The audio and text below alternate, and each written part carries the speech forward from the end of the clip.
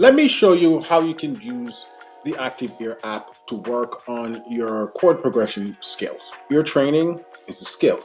And so I'm going to show you my method as to how you go about learning how to identify chords by ear. You can use this with the app or just any song in general. So here we go. We're going to dive right into it. We're on the browser version of the app. I'm going to click on practice and it's going to give you all the different categories of exercises. We're going to jump down to progression training because we want to work on chord progressions. In here, it's going to take you to the settings so you kind of know what you're working with. And this is an important part of the app. This is where you get to sort of curtail how you want the quiz to go, right? You get to work on things in a confined, controlled manner.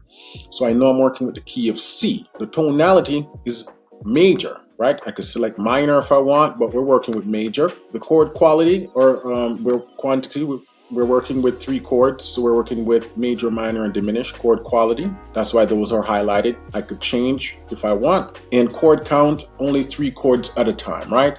If we want, we could even drop it down to 2, and you can go all the way up to 6. Questions, I'm gonna work with 12, right? So 12 is the minimum, but you can go all the way up to 40 questions. Speed, we're going to keep it on slow, the speed at which the chords are played. So for now, it's best to keep it on slow for practice purposes.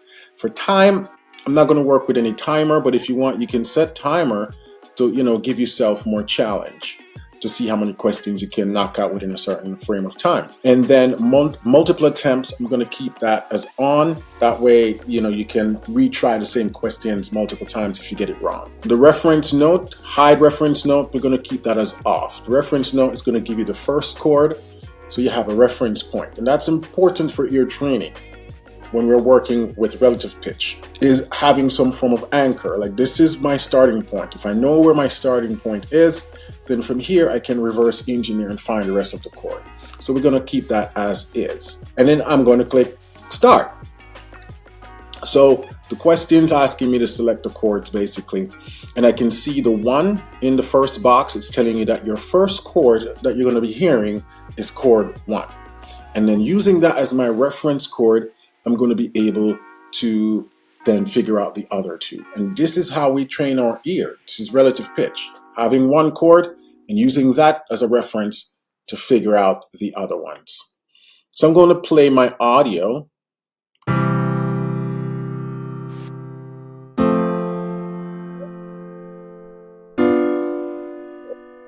Now, here's the first thing that I usually do. Identify the quality of each chord you heard. So I could tell the first 2 chords are major, and I could tell the third chord is a diminish. Now, if you're like, how did you do that? Then you want to jump to the portion of the app that we talk about chord quality and practice that to be able to hear the quality of a chord. Now, the first 2 chords, I could hear that they're major, and I know that the first chord is the 1. So I got that one out of the way. The second chord is a major chord, so that leaves me with 2 options. It's going to be either chord 4 or chord 5, because in a major key, there are only 3 major chords. Chord 1, chord 4, and chord 5. Those are the only major chords in the key. Chord 3, chord 2, and chord 6 are minor chords, and chord 7 are diminished. So you see how I'm using theory to help me narrow down what chords I'm hearing in my ear training. We're using the process of elimination here. So I know that my first chord is a 1. Let's listen to the audio again. Bum. So I could hear, let's stop this. So I could hear, bum, pum. I could hear that distance of a 4th, pum, pum, pum, pa. So I could hear the chord move up the distance of a 4th. So it has to be the 4 chord and not the 5. So I'm using my understanding of intervals as well to tell me how far did the chord move. It didn't move to the 5, it moved to the 4. So we click here, I'm just going to select 4. And then because I know there's only 1 diminished chord in the major key, it has to be the 7, because the 7 is the only diminished chord. We click on that. The progression is 1, 4, 7. Let's see if I got it right. Correct. So just to recap, I use my understanding of chord quality to narrow down to what chords are major, what one are minor.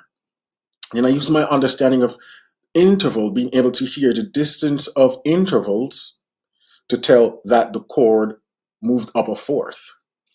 And then again, process of elimination, there's only one diminished chord in the key, so I was able to narrow that down to the 7. Let's try another question. So I know that my starting chord is the 6, which is minor. So I'm supposed to be hearing a minor sound. And then what I'm going to listen for from there is the distance the chords are moving and use that as a reference to tell me the other 2 chords. So let's take a listen.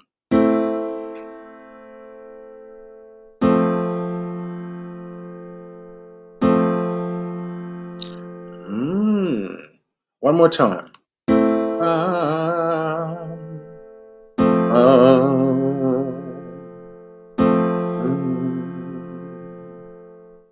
Pum, pum, pum, pum, pum, pum. So first of all, I could hear that the last 2 chords are major and it was repeated. So the last 2 chords are the same. So that's the first thing. The chord quality, I could hear it moves from a minor to a major. And that's why it's important to identify the quality of the chord. The first chord is minor. When it moved, if it moved to a minor chord, you would have heard the same quality. But nope, it changed. The quality, the chord sounded more bright. I could hear it moved to a major. I also heard that it moved down. The chord progression moved down. So distance also can help. And then I could hear that it moved the distance of a third. Listen again.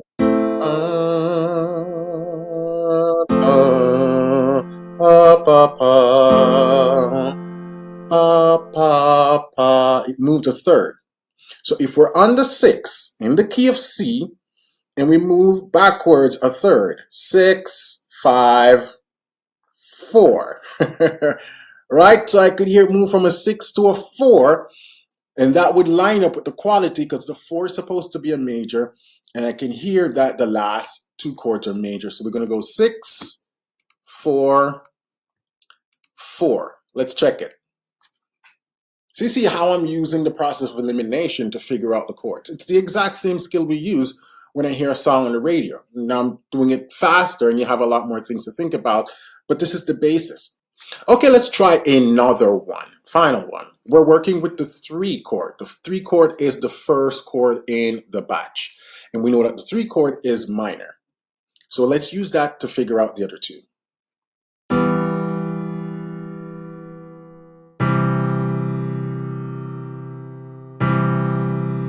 All right.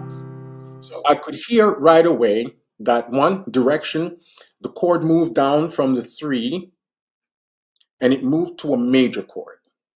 So if we're moving from the 3 down, the first major chord we're going to encounter would be the 1. The other 2 major chord, if we keep going in that direction, would be the 5, then the 4. But I could hear that the distance wasn't so far apart. I could also tell that the chord quality is major, the distance isn't that far, and it moved downwards. So let's see if I can do a little quiet singing between the 2 chords to get the distance.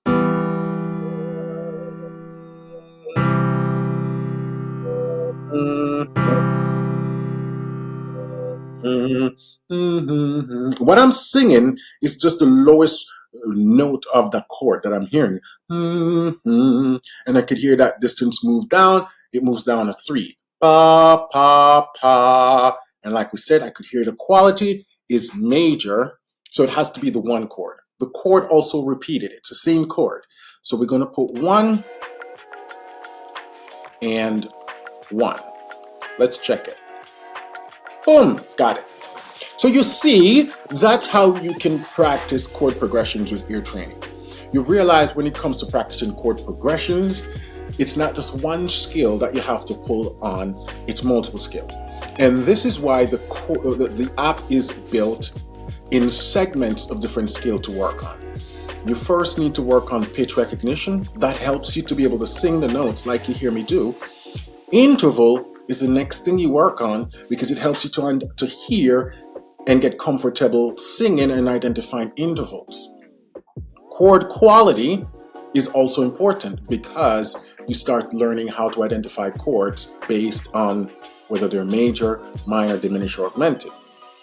And using those 3 skills is what I combine to help me figure out chord progression. So when you see somebody listen to a song and can tell you what chords you're hearing, it's not one skill that we're utilizing. We're utilizing multiple skills at once. So using the Active Ear app, you can sharpen each of these skills. Now, the more you practice this, the quicker you get. And then you'll be able to do this in real time. But this is the method I use and have been using for 2 decades to hear and transcribe songs by ear. So if you haven't downloaded Active Ear yet, you could do so. App Store Active Ear app, or you can check out our browser version as well. All right?